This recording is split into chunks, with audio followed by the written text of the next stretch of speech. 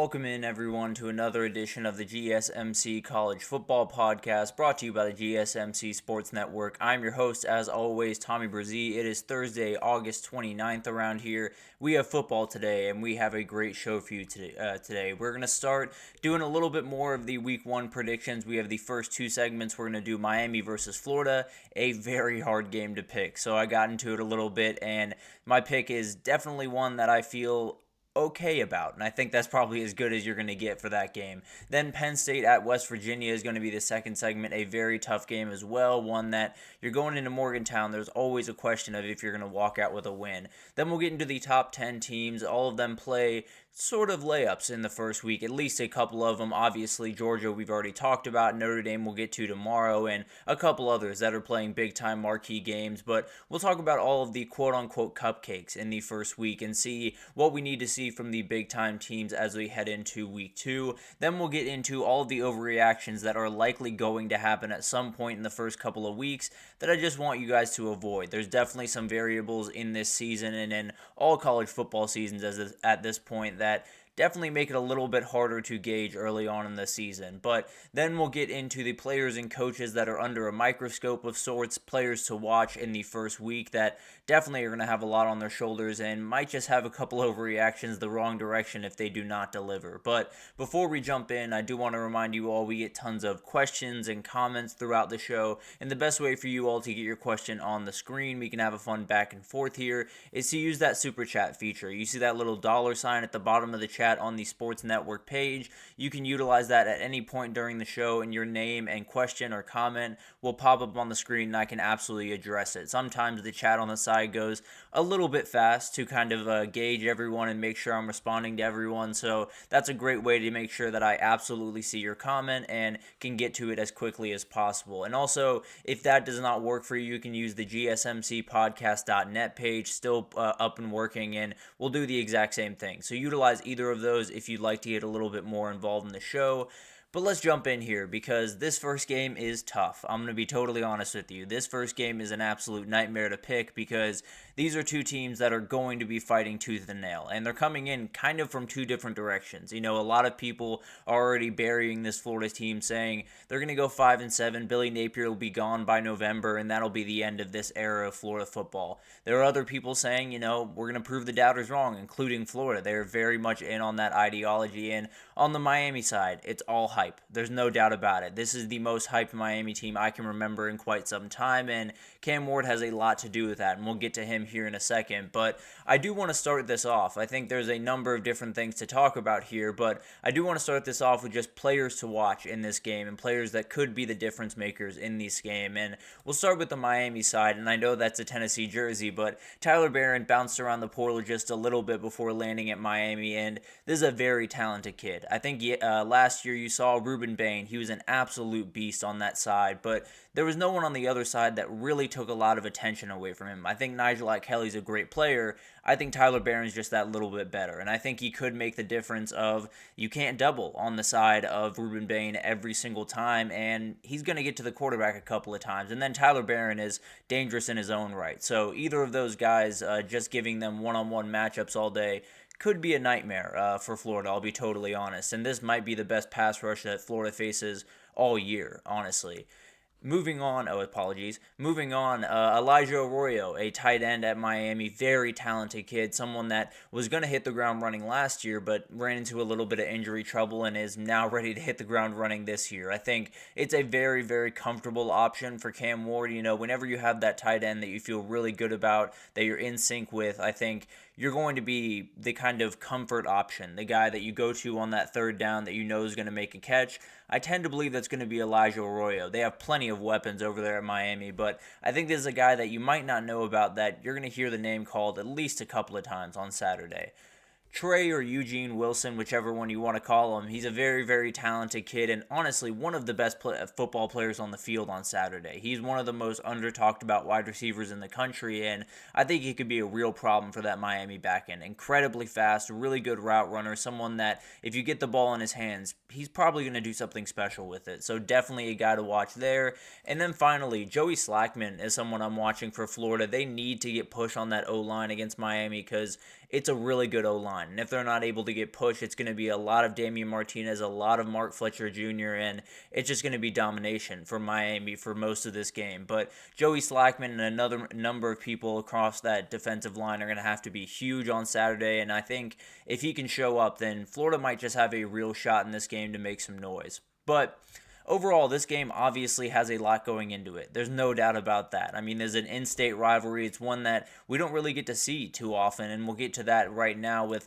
all of the big-time storylines as we head into this one. The coaches are under pressure. There's no doubt about that. When you talk about all of the coaches on the quote-unquote hot seat, it does not take long for you to say Billy Napier or Mario Cristobal. Mario Cristobal is a little bit different of an example because I doubt he would be fired at the end of this year almost regardless of the results, but things would definitely get interesting if he lost this game and they started to tumble throughout this season. And then on the other side, Billy Napier is fighting for his job this year. There's no other way to put it. At the end of the day, he has to probably get to 6, 7, maybe even 8 wins, probably 6 or 7 wins to keep that job, and it'll be interesting to watch it, and he might just need this one to get to 7 wins this year. It is a rare rivalry. We don't see it quite as often as we would all love to see it, obviously. They've only played 7 times since 1987 and only 3 times since 2004.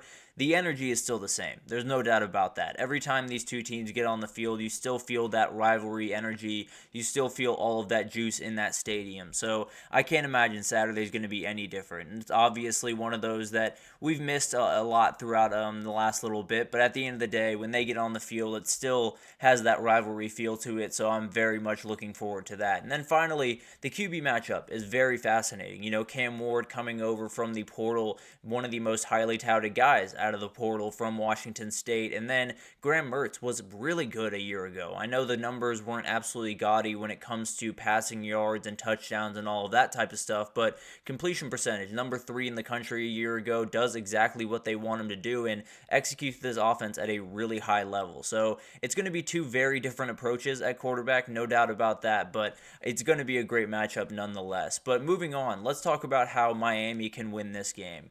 The big one is just let your O-line eat. There's a reality here where if I'm looking across this matchup, I think there's a couple of matchups that are totally leaning in one direction.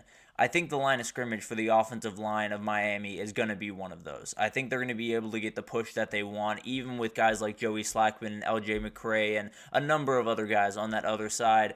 I just think it's going to be too much. It's a very, very talented group. Francis Mauigoa is one of my favorite and one of the best offensive tackles in the country and is going to do incredible things this year. And then once he's draft eligible, he will be one of the first offensive lineman names called, maybe the first. And then Zach Carpenter coming over from Indiana is an absolutely huge help. This guy is going to be an absolute beast on that interior, and they're going to need to get interior push because that run game just needs to be the center of this offense. I understand you have all the weapons in the world and you have a fantastic quarterback with Cam Ward, but those guys aren't going to be able to get open if you can't establish that run game and open up passing lanes on the backside. So let that offensive line eat, run the ball early, and then let Cam Ward take over late. And then on the defensive side of the ball, keep everything in front of you. There is a big-time worry, for me at least, around this Miami back end. I think they're still going to be coming along early on in this season, and they're going to be facing some real good players on Saturday. Trey Wilson, we've talked about, an absolute beast on the outside. And then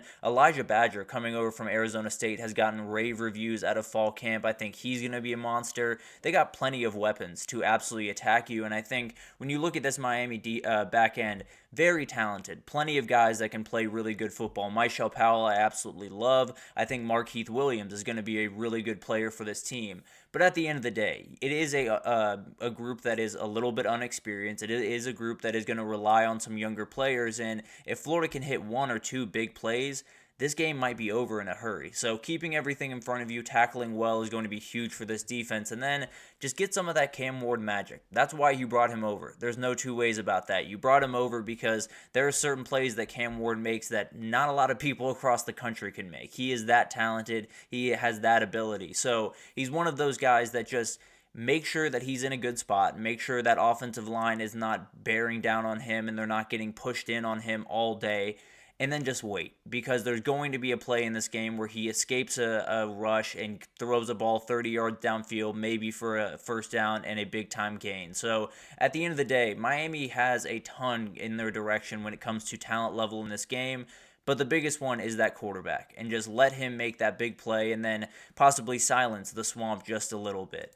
Moving on to Florida, I think it's very simple. You got to control the possession in this game. The biggest asset for Miami is what we just talked about, Cam Ward and that offense. If you keep them on the sideline, you have every ability to win this game, especially with the fans at your back, because that is going to be a huge part of this game as well, which is something that you'll definitely feel on Saturday. I can promise you that. They were 16th in the country a year ago in time of possession, 32 minutes, 11 seconds, so they know how to do this. There's no doubt about that. Montrell Johnson does have to be healthy. We'll figure out what happens with that, likely when things kick off on Saturday, if I had to imagine, but a very, very talented guy, and they have some guys behind him. I like Trayon Webb a ton. I think Jacoby Jackson is going to be a really good player, so I do think that's going to be the path to victory. Make sure you have your offense on the field way more than that other offense with Cam Ward, Xavier Restrepo, Damian Martinez. As long as they are on the sideline, you're in relatively good shape if you're Florida. And then you need elite play from Austin Barber and Crenshaw Dixon. You need both those guys to play elite level football because, as we talked about earlier, Ruben Bain and Tyler Barron are coming off the edge, and they are going to be a monster to deal with. And both those guys need to bring their A game. Crenshaw is coming over from SDSU, a very talented guy. Played 9 starts a year ago, 5 at left tackle, 4 at right tackle. He'll be at right tackle this year. And then Austin Barber made 9 starts for the Gators a year ago. So both these guys have starting experience. It's going to be a step up on Saturday. I can promise you that, and they're going to have their hands full. But if they can keep that pocket clean and let Graham Mertz go through his progressions, it might just be hard for this Miami defense to stop this Florida offense. And then finally, keep Cam Ward in the pocket. Make sure that he is standing still, because at the end of the day, what we just talked about is when he gets out of the pocket, he is downright special. He can do things that a lot of people across this country cannot do. So edge rushers, Justice Boone, TJ Searcy, they need to be up the field, make sure everything stays within that pocket, and do not let Cam Ward get out of it, because then you're asking your cornerbacks to guard for a little bit too long against these talented Miami receivers. So that's the big thing. With Cam Ward, it's a little bit feast or famine, and the feast tends to be when he leaves that pocket. The famine tends to be when he has to stand in and makes those NFL-level throws that he has struggled with in the past. So that's the goal. If you can keep him in that pocket, if you can keep him still, then you're likely in a pretty good shape around Cam Ward. And I got to be honest, making a pick on this game is an absolute nightmare. I don't love it either way, but I'm going to do something a little bit stupid, and I think I'm going to feel a little bit stupid on Saturday. But at the end of the day, I am going to take Florida to win this one. I think we have an absolute nail-biter on our hands. There's no doubt about that. I think we're going to have a late kick that wins this one way or the other. I just think it's going to be Trey Smack hitting through the uprights. I think he's going to make a big-time kick late in this one, and Florida escapes with a win, and they very much need it. I really like the over 53.5 in this game because at the end of the day, I don't think either of these defenses are fully equipped to stop the offense on the other side, with Miami's back end not being what it needs to be. If Florida can get the ball out quickly, which they do very, very often, they can be successful. And then Miami, they should be able to just impose their will running the ball, and then got plenty of special players on the outside. So I am going to take Florida. I don't feel good about it. I'll be totally honest with you. I think if I took Miami, I wouldn't feel great about it. But at the end of the day, I am going to take Florida to win that one by 1 at home and get their season off on a very, very nice foot. And then we'll see what the conversation is around Miami at the end of that game. I probably won't change my tune too much, but there will definitely be some people ready to dunk on Miami, if you will. But let's take our first break, and when we come back, we're going to get into Penn State at West Virginia, another rivalry that we get not often enough that I want to get into right after this, so stick with us. I feel like I'm losing my mind. Is everybody in the world blind? Please, Lord, give me a sign, a sign.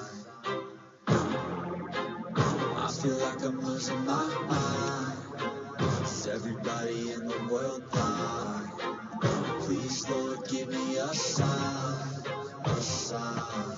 I wanna be the greatest. Everybody on the fake shit. I look around and feel like everybody is the fakest. I make this every day and I'm impatient, hoping one day I blow up from the basement. Statement, the top is so vacant. I don't hear shit that I think is amazing. Waiting for my day when I'm playing sold out shows where 1,000 faces. Hey, give me that crown. Get in my way and to be put down. It ain't your place, all this my town. If I want that shit, then I'll get it right now. I'm losing losing it. The news if it's some losing shit, a stupid myth. You choose to live or choose to dip. You choose to fight or lose your grip and lose a gift. I feel like I'm losing my mind. Is everybody in the world blind? Please, Lord, give me a sign, a sign. I feel like I'm losing my mind. Is everybody in the world blind?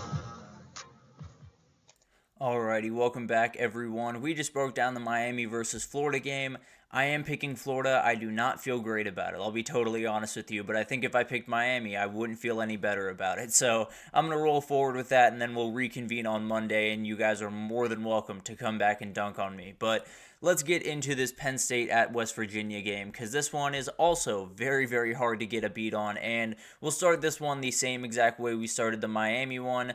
Players to watch, and there are so many in this game, but I think it starts with Harrison Wallace. When you talk about this Penn State offense, there's no doubt about it. This is the guy. This is the guy that has to make a number of plays for them this year on the outside at wide receiver, or they're going to be the same team they were at wide receiver a year ago. It's going to be very stagnant. They're not going to have a lot of options out there, and it's going to be an offense that leaves a lot on the table. But Harrison Wallace can open things up, and if he can do it on Saturday, I feel really confident about his ability throughout pretty much the entirety of Penn State's schedule. So this is the guy. If he can make big plays on Saturday and show that he's ready to take that wide receiver one spot, then you got to feel really good if you're a Penn State fan. And then Kobe McLeod is someone I think is super important. He's taking over for Abdul Carter kind of in the middle of that defense, likely will be the green dot guy for this defense, and it's going to be super important. Obviously, the communication is a huge part of it, but at the end of the day, this is going to be a West Virginia team that's going to run the ball and run the ball and run the ball. And the run fits for the linebackers is going to be hugely important. You know, you're not going to necessarily get elite push against this offensive line, I think at least, because of how good this offensive and veteran this offensive line is for West Virginia. But if your linebackers can be sure tacklers, you'll feel really good about what you can do against this running attack. Moving over to West Virginia, Jaden Bray is someone I want to watch because he's coming over from Oklahoma State in the portal and a very, very talented player. This is one of those guys that I think just put in a little bit of a different offensive system can absolutely open things up. And I think with Garrett Green, you know, they're going to be able to run the ball. They're going to be able to pull everyone in. Then maybe you get Jaden Bray for one big-time play over the top, and that totally changes this game. So definitely got to watch to just maybe make that one big-time play towards the end and maybe win it for West Virginia.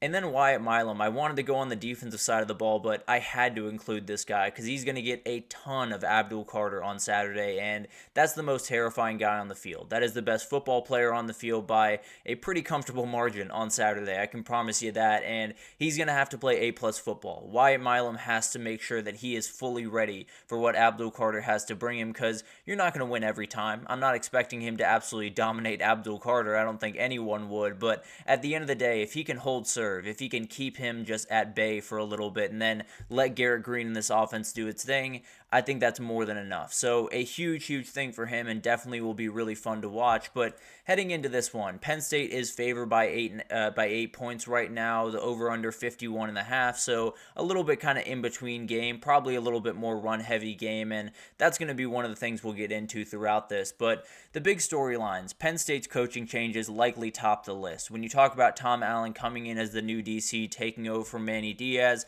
and then Andy Kotelnicki, the new OC, taking over for I'm blanking on his name right now. I apologize. But the former play caller for the Penn State Nittany Lions, he's coming over from Kansas. That was a very different offense than what they ran a year ago, which is kind of going to be an interesting discussion during this game. You know, how quickly can Drew Aller come along in this new offense and feel comfortable, especially with that crowd noise from Morgantown at his back. So it'll be interesting to watch that. And then, is this West Virginia's big moment? They're coming off a year where they went 9-4, where Neil Brown got himself from off the hot seat to one of the safest coaches in that conference, honestly. And he's in a place where maybe Saturday is the point where they launch themselves back into national relevance. Maybe this is the point where they get that big time win and they're the main story on Monday, not Clemson, not Georgia, not Penn State, well, obviously, not Penn State, but using this moment could be absolutely huge, and there's a chance West Virginia just has a little bit of magic on Saturday. And then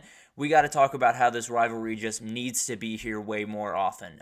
They played every single year up until 1992, and then went off for about 31 years. They came back last year, and after this matchup, doesn't sound like there's any other scheduled. So could this be the last time we see these two face off? There's a lot of people that are kind of lessening their out-of-conference schedule to give them a little bit more wiggle room in the playoff era. So maybe this is one that goes by the wayside. I very much hope it's not, because gotta love the backyard brawl. But at the end of the day, it's going to be really interesting to watch this one unfold. Moving on, how can Penn State win this game? And it's pretty simple, if I'm being totally honest, when you talk about from a game plan perspective.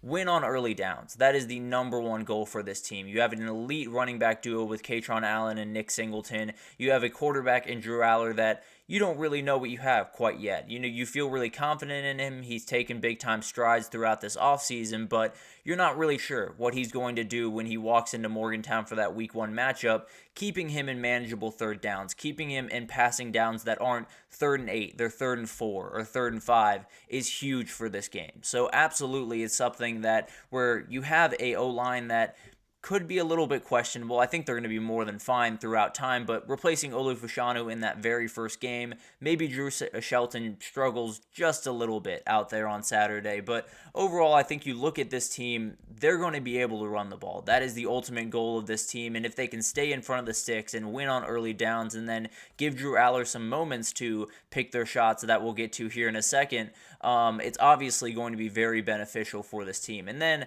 let's get to the pick your shots, because this is something that was glaringly obvious to everyone that was watching Penn State a year ago. They did not take any shots. They did not go down the field much at all. And if the one thing that was talked about with Drew Aller when he was coming into that starting job and when he was really coming out of high school into college, it was that arm talent. It was the arm strength. It was everything that he can do with the football. And they did not utilize that nearly enough a year ago. And I think some of that is obviously the wide receiver talent. Some of that is what he can do. Some of that is the scheme. But they got to make sure they pick their moments. It can't be another year where it's a lot of dinking and dunking and then maybe you take one shot at an inopportune time.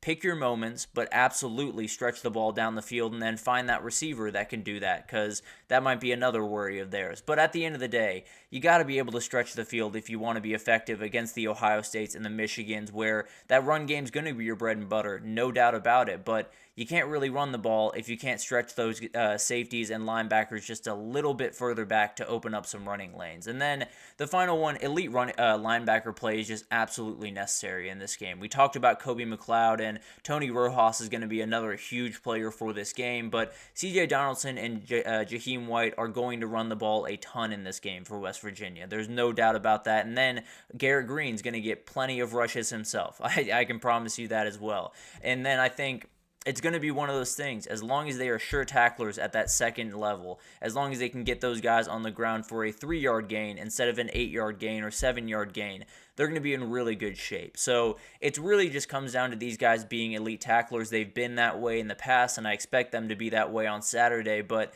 C.J. Donaldson is a load to take down, so it might just be a little bit tougher, and we'll see if they can get that on Saturday, and if they can, then I'd be a little bit surprised if West Virginia can get into the groove on offense that they want to.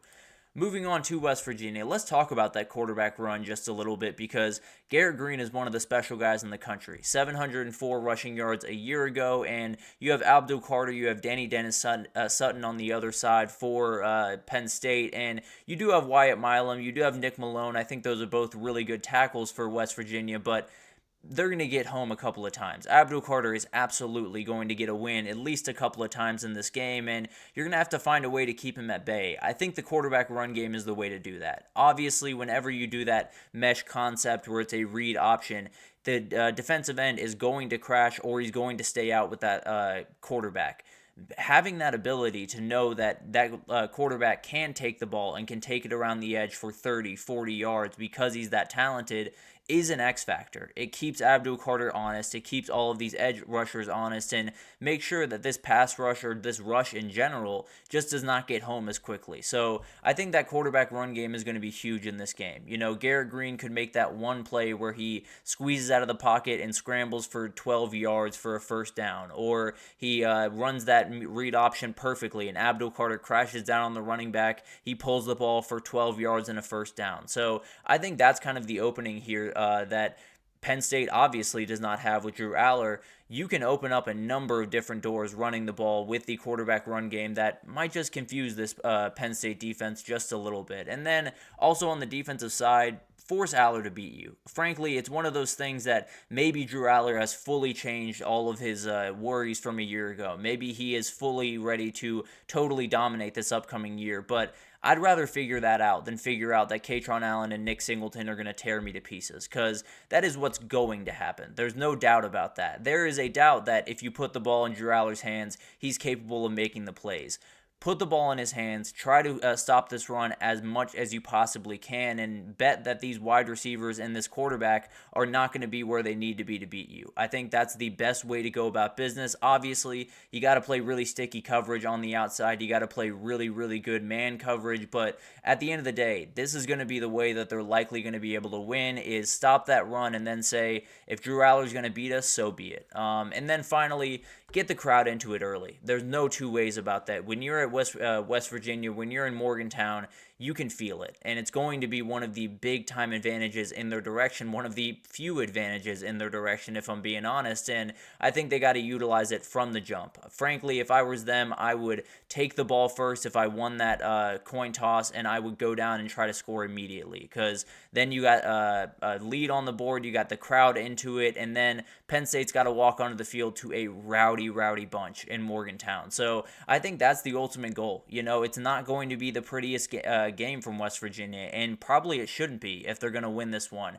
They want it to be low scoring. They want it to be running the ball. They want it to be controlling the clock, and then force Drew Aller to make a couple of plays down the stretch in front of this just ridiculous crowd on Saturday. So it's a pretty relatively simple path forward for West Virginia. No, you have a couple of things at your back that are going to really help you, but at the end of the day, when I look at this game, I'm going to pick the most talented guy on the field. Abdul Carter is going to make a couple of plays in this game that just totally change it. And it could be that we're walking into the fourth quarter as a 4-point game, you know, West Virginia 17, Penn State 21, and then Abdul Carter gets a strip sack and someone takes it back for a touchdown. So I don't necessarily think it's going to be the prettiest game offensively from Penn State. I think Drew Aller's still going to have some things to work through, but I don't think it's going to be all that pretty on the other side either. So I think we're looking at a little bit of a fight here. I do love the under with these heavy run offenses, but at the end of the day, I think this is going to be one of those where you're going to have a battle back and forth for 3 quarters, and then Penn State's going to have that one big play from that one huge player that's going to totally change this game and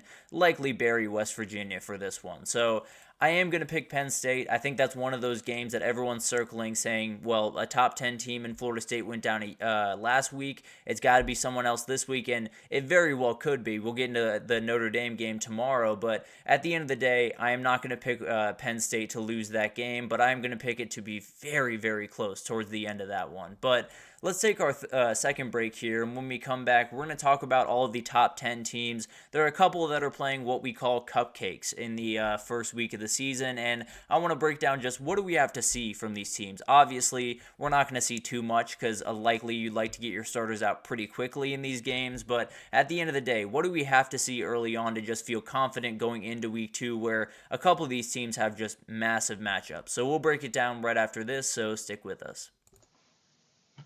Looking for your daily fix of sports talk without having to pay for it? GSMC Sports Network is available on YouTube. Just search GSMC Sports Network. Get your fix of daily sports talk shows on YouTube, absolutely free. NFL, college football, NBA, MLB, MMA, UFC, fantasy football, and so much more. GSMC Sports Network has shows running all day long, with new sports shows starting every 2 hours. Just like on your favorite cable sports channel, except GSMC Sports Network is absolutely free. Just search GSMC Sports Network on YouTube to catch one of your new favorite shows, like the GSMC College Football Podcast.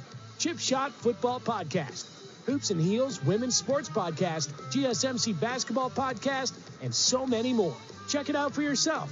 GSMC Sports Network, now available on YouTube absolutely free. Search GSMC Sports Network on YouTube right now. Alrighty, welcome back everyone. We just broke down the Penn State versus West Virginia game. I did give Penn State the win 28-17. I think that one's going to be a defensive battle, but I think Abdul Carter makes one big time play towards the end of that game to decide it. But let's jump into segment 3 here, and I kind of just wanted to go through all the top 10 teams. They're about to play their first game of the season. Just what do we need to see from all of these teams against fairly inferior opponents? What do we need to see to feel confident as they head into the rest of their season? And a couple of them that play really big games in week 2. So let's jump into this real quick and, let's start with Ohio State because it's about time. Ohio State has been the team that we've talked about ad nauseum throughout this offseason, and they're about to tee it up. At 3:30 on Saturday, they are teeing it up against Akron. Obviously not the big-time opponent that everyone wants to see against Ohio State in Week 1, but Ohio State favored by 48.5, the over-under at 58.5. That should give you an idea of how this game should go. And frankly, I want to see everything from this team. I want to see Will Howard get a big-time confidence boost, put up ridiculous numbers, run the ball really effectively, make some big throws, and then by about halftime or early in the third quarter, get him out of there and make sure that he's healthy for week 2. Then I want to see a level of aggression that you haven't seen from this Ohio State team in quite some time, especially in these games that might just be not quite as important, might not be quite as jump off the page type material.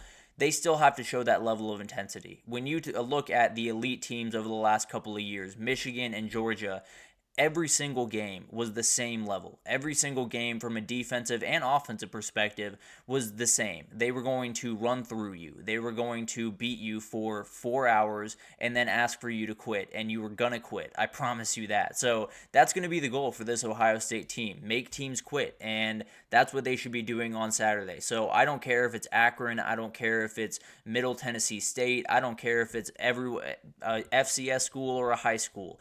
I want Ohio State playing with a level of energy that I haven't seen over the last couple of years, and that'll make me feel pretty good about what they know this season holds. And then I expect this thing to be 50-7, something like that. It's going to be absolutely ridiculous, but I do want them to keep the foot on the gas pedal. I don't necessarily want them to throw deep every play and totally tear this team apart, but I do want them to continue to call aggressively, even if it's not your starters out there. Just show everyone that you are coming into this season meaning business. This is about message sending more than anything else for Ohio State in Week 1. Just say, we are who we are. We're going to go about this in a certain manner that we haven't really in the past, and we're going to play a level of football that is going to be just incredibly hard to game plan for, because you can't really game plan for a big guy running at you and just running through your face. So I think that's the ultimate goal for this team. Set the tone for this season, because at the end of it, it's one mission: win a national title, and you got to come out running to do that. So I expect them to totally roll over Akron, but I want to see some nuances in there that make me feel a little bit more confident about just the energy of this team as they head into this year. Moving on to Oregon, they play Idaho, and there are no lines on this game for a reason. This one is an absolute nightmare. Idaho is walking into a buzzsaw, let's just be totally honest. The Vandals are definitely a little bit over their skis here, but I'm sure they'll get a little pretty check at the end of this, so it'll make it all worth it. At the end of the day, what I want to see here is just all these guys ready to roll. You have so many guys being imported through the portal, and you have so many different pieces on offense and defense that you have to make sure are in place. I just want to see them all come together. I want to see Dillon Gabriel be really efficient in this game. Jordan James and Noah Whittington get over 100 yards rushing. I want to see big plays from all the wide receivers that you have out there. And then it's Dante Moore time. And then you allow the backup to get in there, get some reps in case Dillon Gabriel, like he has in the past in his career, goes down with an injury and you have to make a play late in the season. So it's going to be interesting to watch this game. I think the focus for me is largely going to be on the defensive side of the ball. I feel really good about what that offense can do, but the defense largely portaled in guys. And the question isn't that can they make plays against Idaho. I feel very confident that they're going to be able to win this one and not give up a lot of points in the process, but are they playing as 11 people? Are they playing as 11 or are they playing as one 11 guys playing as one is the best way to put this, instead of 11 guys just playing on their own, because that was a big time problem in the Florida State game where everything just looked like it was one guy trying to make a play and then the other guy was trying to make an entirely different play. They weren't playing in unison, they weren't playing in sync. That's the thing that you need to figure out on defense, and then get the depth involved very, very early, because when you talk about this defense, the depth is the big time issue for this team. There's no doubt about that. I think they very much need to build out that depth throughout the next little bit, and the only way really to do that is to make sure these guys get in-game reps. You get Idaho in the first week, it's the perfect time to get in-game reps before Boise State comes to town and starts to really go after you on offense. So it's going to be really interesting to watch this one. I think it's one of those that obviously you will likely skip over because Oregon will be up by a ton, but some of the nuances of that game could show us exactly how far along this Oregon team with a lot of portal pieces are as of right now. Moving on to Texas playing Colorado State, this one's going to be a little bit more fun. The over-under set at 60.5. Texas is favored by 32, so I don't expect necessarily a close game, but I do think this is a perfect opening game for Texas. I think when you look at the past two problems, or the problems from the past year, pass rush and pass defense, period, end of story. Those are the two things that held them back from likely winning a national title, and they both will be tested on Saturday. Colorado State absolutely loves to throw the ball, and one of the things is they love to throw it quickly. It's not like these long developing plays, so maybe the pass rush is a little bit mitigated there, and we'll have to kind of read between the lines to see how quickly they were able to make an effect on that quarterback. But at the end of the day, Torrey Horton is going to be the focal point of this offense, one of the best wide receivers in the country for Colorado State, and they're going to get the ball to him in a hurry. So Texas is going to have to be sure tackling. They're going to have that back end just in better places throughout the game and see if they're playing as one unit. It'll be really interesting to watch this, but overall, the job is very simple. Get to the quarterback, either whether it's sacks or just pressuring him to make that throw a little bit tougher, and then play great man coverage on the back end. That is going to be something you see a ton from Texas this year, is a lot of pressure with linebackers and safeties and different things, and then a lot of man coverage. If they can do it on Saturday, I feel pretty confident about their ability to do it throughout the year, because this is a very pass-heavy, impressive passing team on the other side in Colorado State. And then 3, don't allow the big play. Don't allow Colorado State to get their feet under them, get confident. So keep a cap on everything, kind of like Miami against Florida. Keep everything in front of you. That's the ultimate goal. So we'll figure out, and it's relatively easy against this offense, but just to make sure they don't change this game on a dime, keep everything in front of you. And then in the offense, just let the boys cook. Get everyone involved, spread the ball around, dominate the run game, get Jaden Blue a really, really good day, and make sure that Quinn Ewers is throwing the ball around all over the place. And then at halftime, hit the showers, come back out in street clothes. That's the ultimate goal for this game, and I think at the end of the day, they feel pretty confident in their ability. They have so many different weapons out there, but you want to see pretty much all of them get their hands on the ball and just see what you have if you're Texas going into week 2, which is going to be a doozy up in Ann Arbor. Then we'll get into Alabama, and this one's a little bit interesting to me as well, because I think a weakness for Alabama is going to be tested. Alabama's favored by 31.5, 32, depending on where you look right now. Over-under set at 59.5, and TJ Finley is going to be the starting quarterback on the other side of the field, and he has made 2 starts against Alabama throughout his career, I believe, when he was at Auburn for both of them, and took him to 4 overtimes in 2021. Now, the defense had a lot to do with that, no doubt about that, but a very talented kid that knows what it's like to step into that stadium. So it'll be really interesting to see what he can do. I think this is one of those games that Alabama has one glaring problem heading into the season. It's that back-end defense. It's very young, doesn't have the depth that you really want it to have.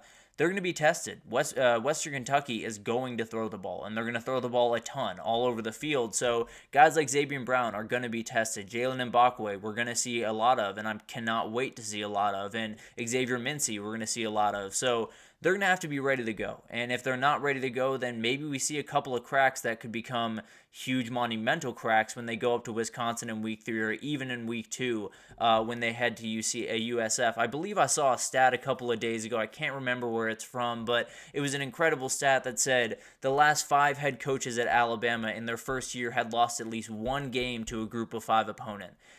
So this one could get sketchy. And then they have USF the next week. That one could get sketchy. So just something to keep in mind over the first couple of weeks for Alabama, that maybe they drop one of these. If history tells us anything, they might just drop one of these games that they are not supposed to drop by any means. Moving on, Ole Miss at Furman. Again, another one that has no lines. Again, another one that should have no lines because no one is picking Furman. I'm being totally honest with you. So this one is plainly and simply about dominating defensively, flexing your muscles offensively. Show that this portal group, kind of like what I was talking about with Oregon, make sure they're playing as one unit. Make sure it's not 11 guys trying to put 11 different things on tape for NFL scouts.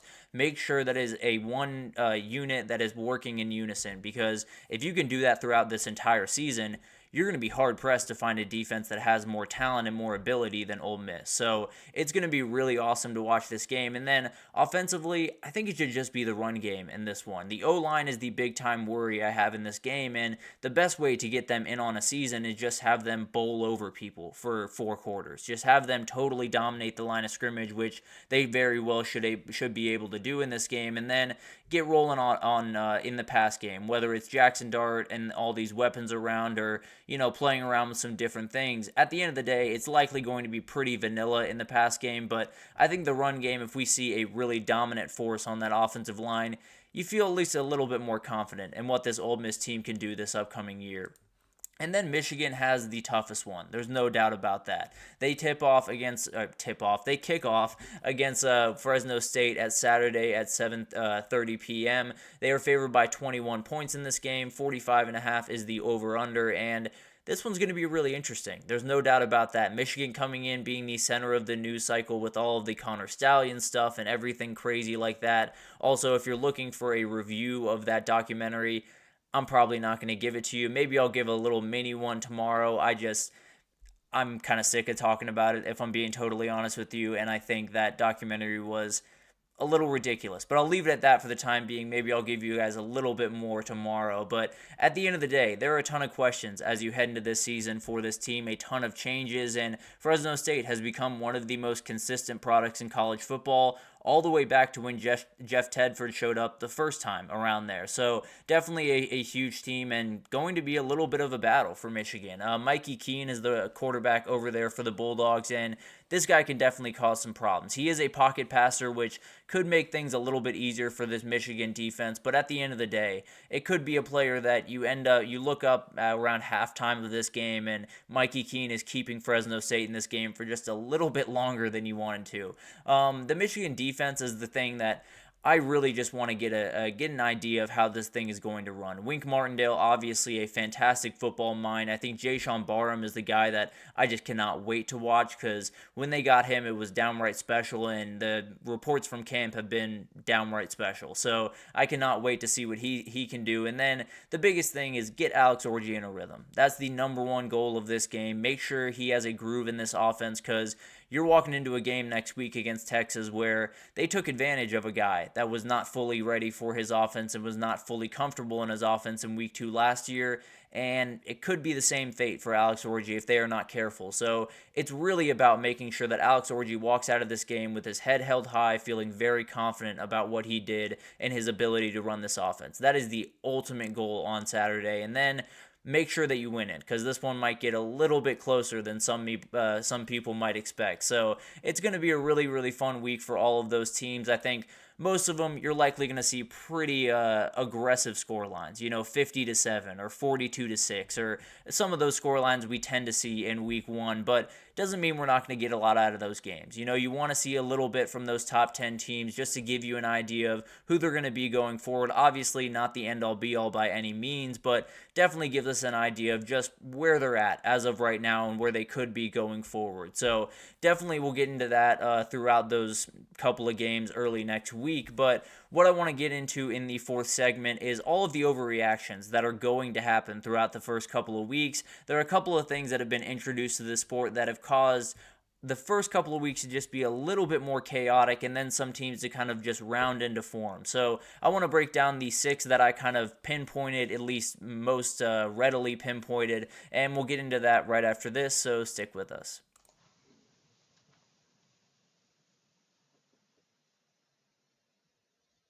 For the best and latest podcasts available anywhere, go to the podcast app on your cell phone and type in GSMC. To access free content-rich podcasts on health and wellness, book reviews, sports, entertainment, relationships, social media, movies, technology, finance, and even weird news. Subscribe and download the GSMC Podcast Network's family of shows, available everywhere podcasts are found. Alrighty, welcome back everyone. We just talked about all the top 10 teams. What do we need to see from them in week 1? How do we need to feel good about them going into week 2? What are the nuances that you need to be watching for, and what likely are going to be a lot of blowouts for those top 10 teams? But let's get into all of the overreactions that are going to happen early on in this season. I can just feel it, and I want you guys to, at your best at least, avoid these as best you can. So let's go ahead and jump into this thing, and there's this big one that has been happening over the last couple of years.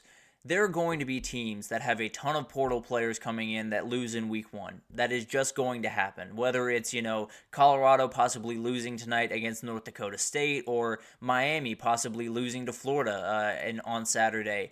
It's going to happen. There's going to be a team that comes out just a little bit clunky. Florida State in week 0, we saw it happen. It was a ton of portal players that they were trying to fit together that they just couldn't quite get together at the speed that they wanted to. Now, all of these teams had an extra week, which definitely helps, but at the end of the day, I think it's going to be really interesting. It's going to be one of those things that is going to develop over the first couple of weeks where you see teams look a little bit clunky, look like they're just trying to get along and trying to get those wins, and then they really hit their stride. I think Miami might be the best example of this. I picked them to lose to Florida.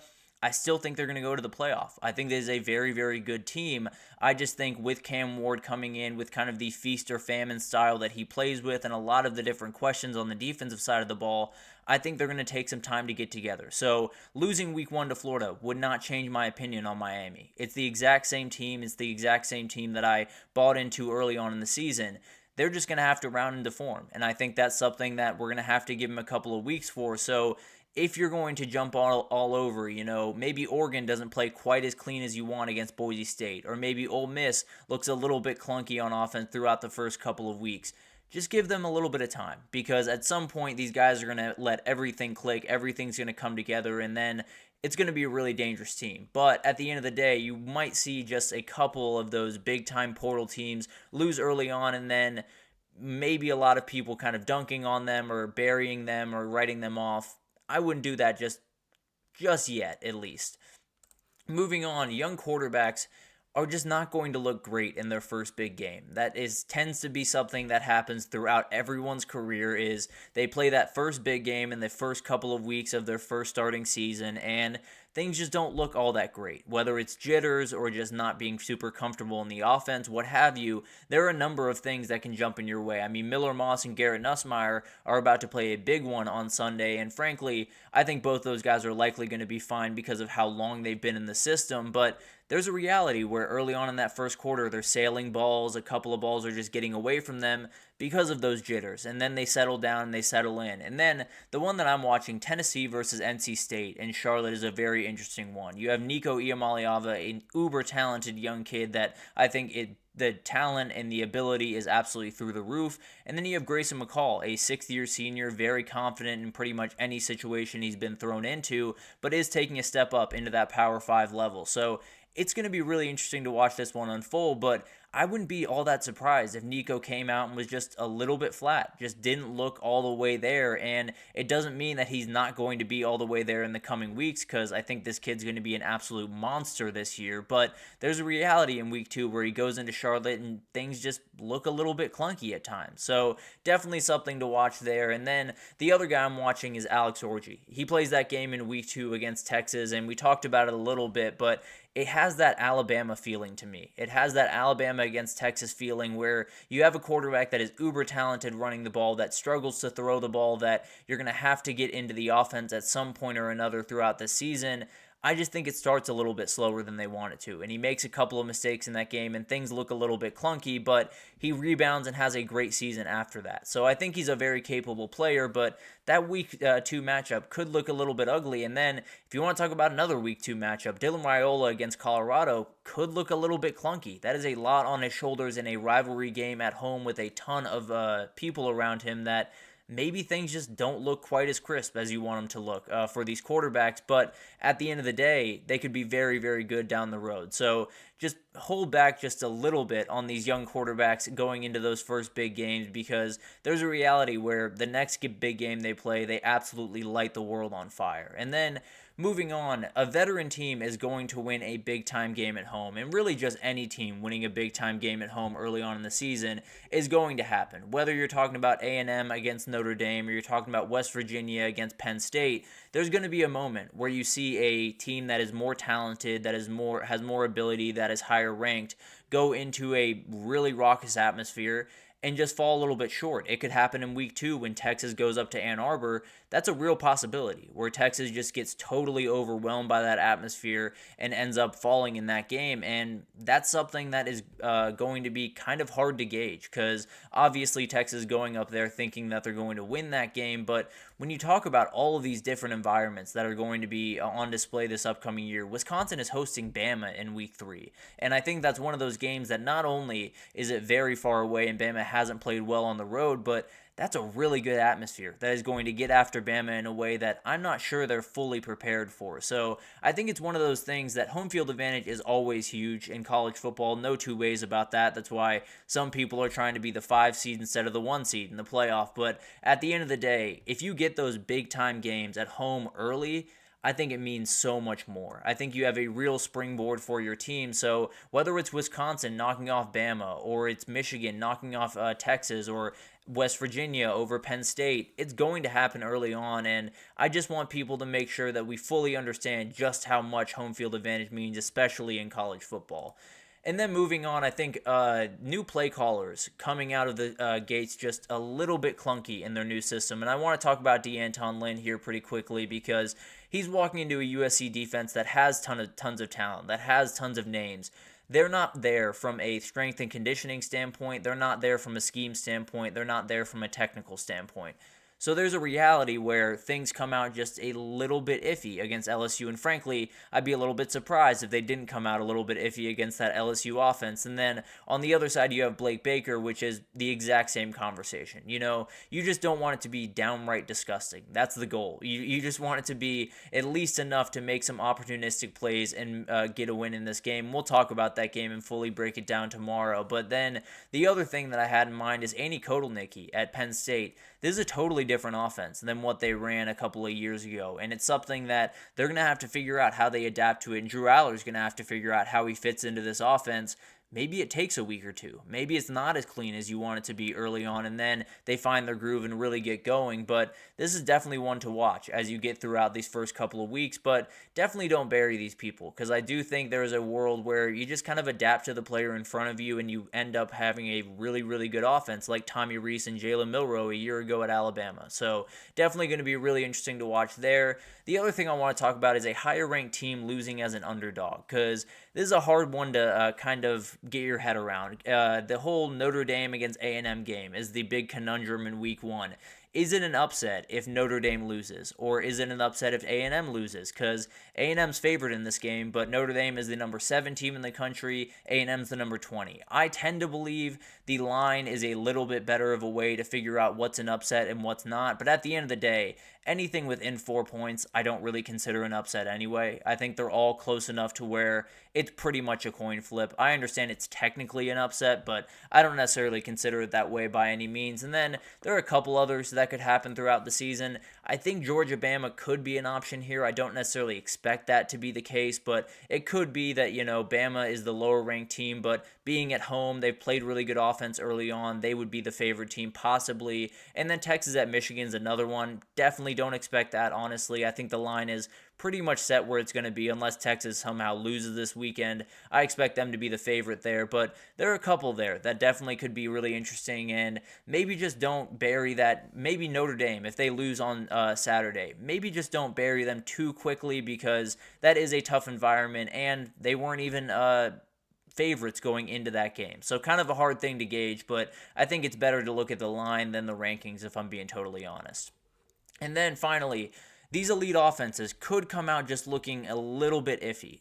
Defenses tend to win the opening weeks. That's just how it's been the last couple of years, and I think it's something that really just makes sense, right? These offenses are a little bit more nuanced. It's a lot about timing. It's a lot about these little intricate things.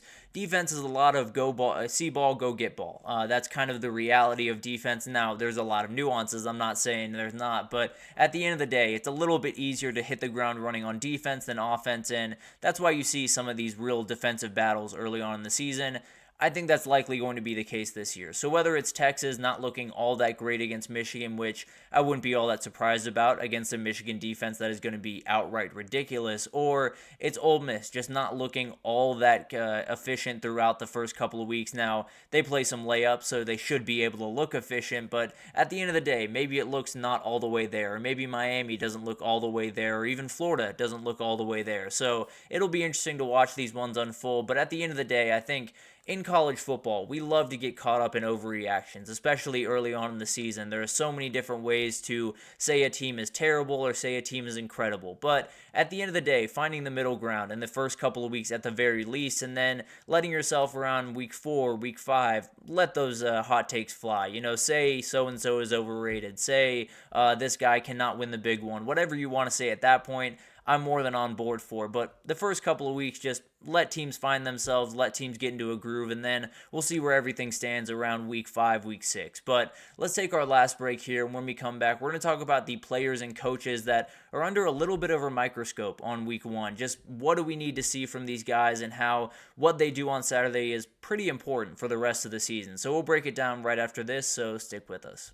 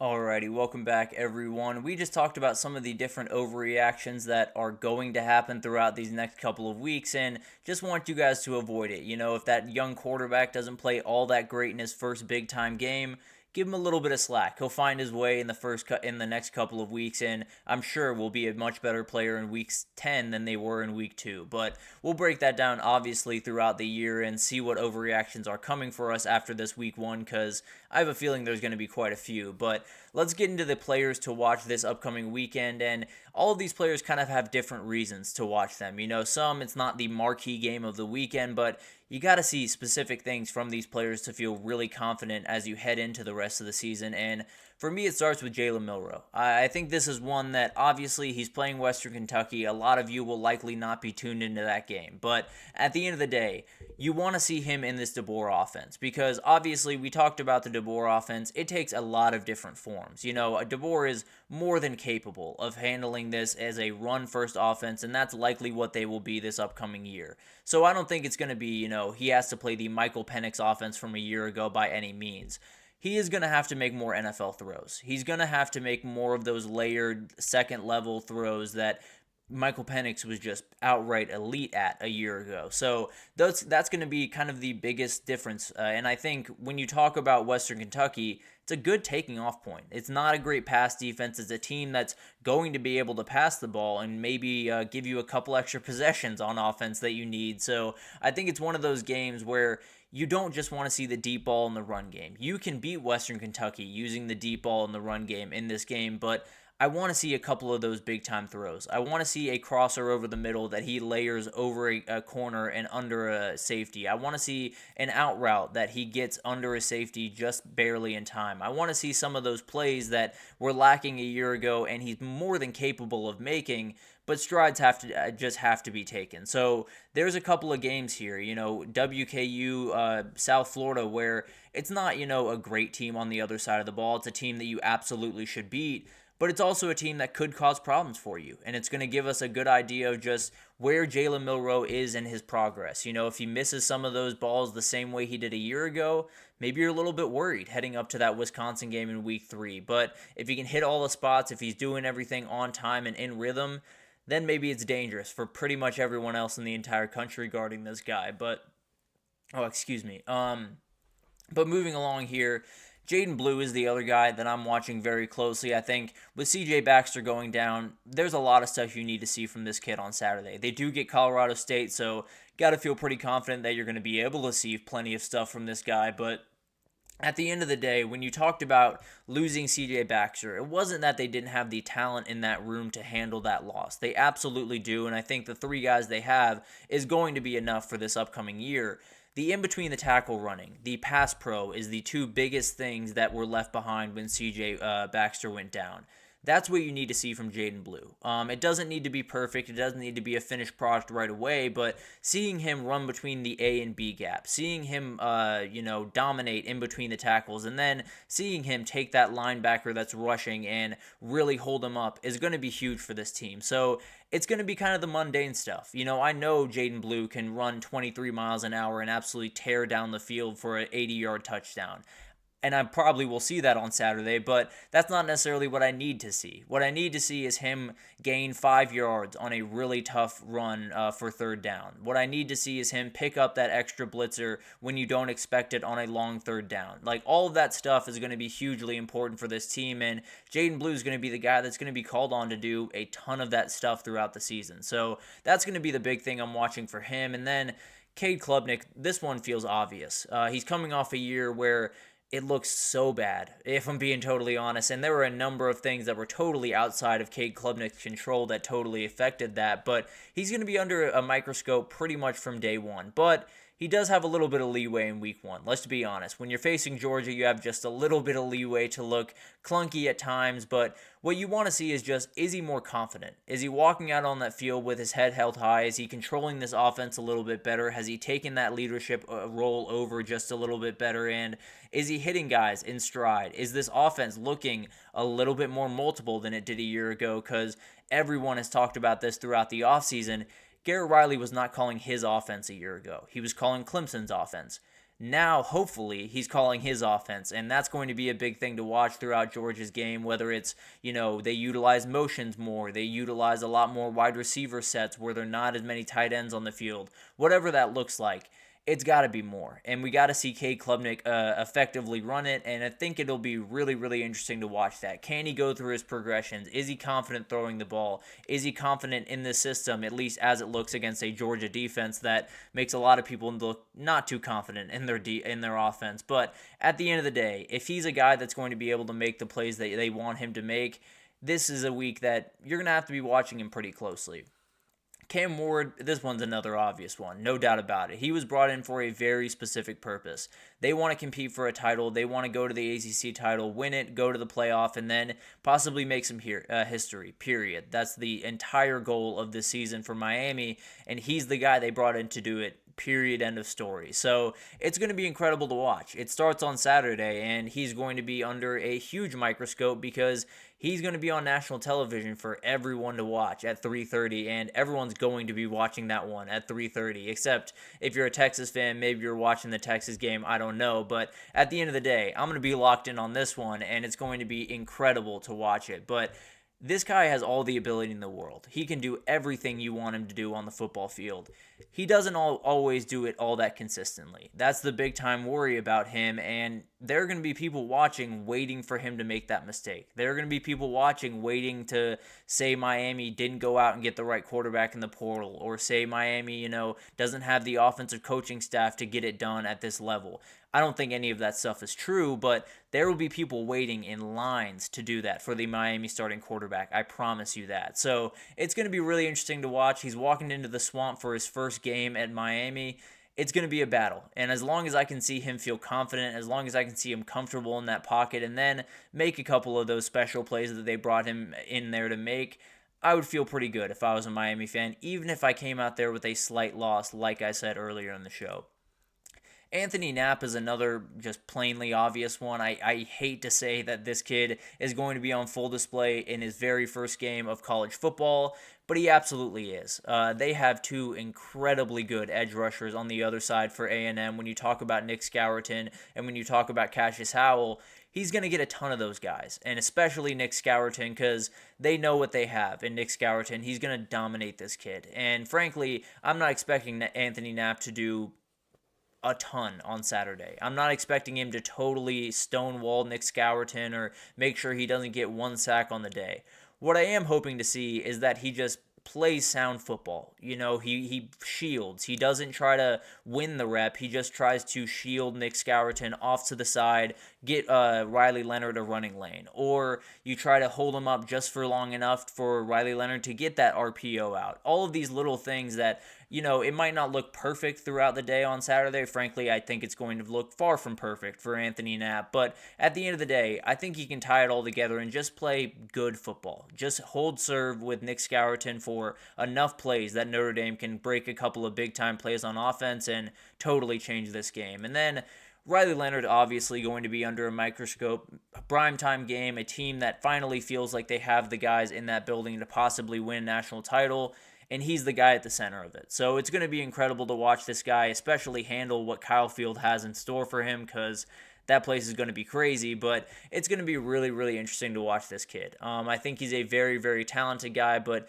coming into a new offense that is not necessarily the offense that leans towards his strengths all that much, it's going to be really interesting to watch what he can do in week one, and there will be some conclusions drawn one way or the other, I can promise you that.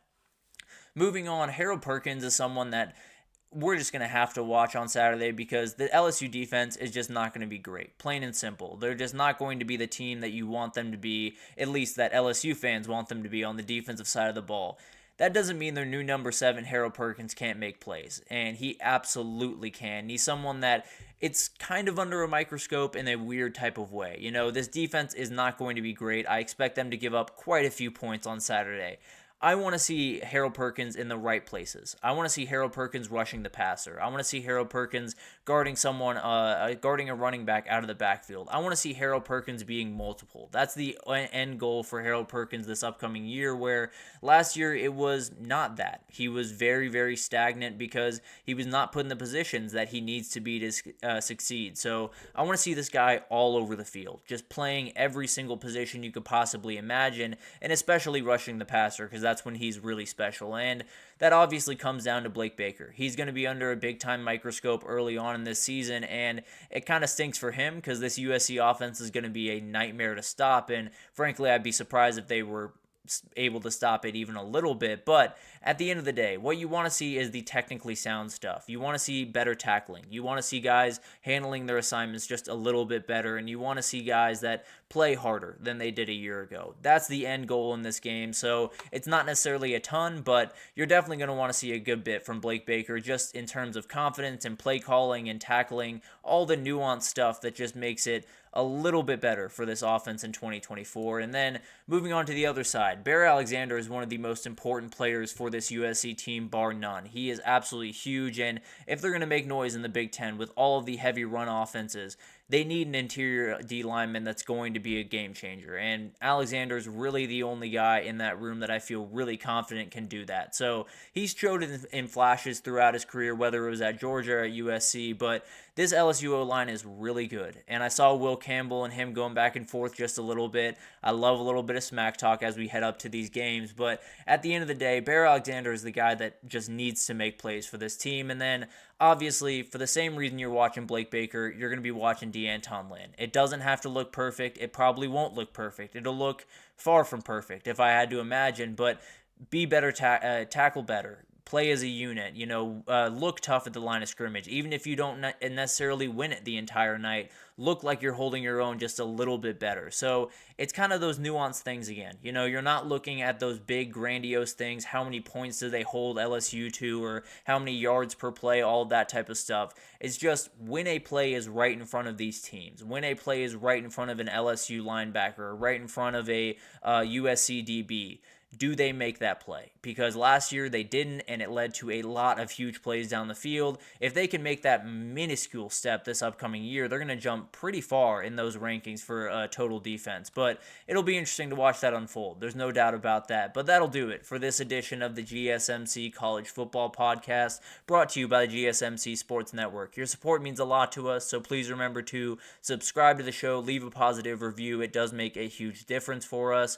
Also, follow us on Facebook, Twitter, TikTok, Instagram, all of the social pages for all of the content and updates you could possibly need. We have really incredible people doing awesome work across every single sport you could want. So anything you need in the world of sports, come on over to GSMC and we have you totally covered. But thank you once again for listening, and we will be back once again for more of the Week 1 predictions tomorrow.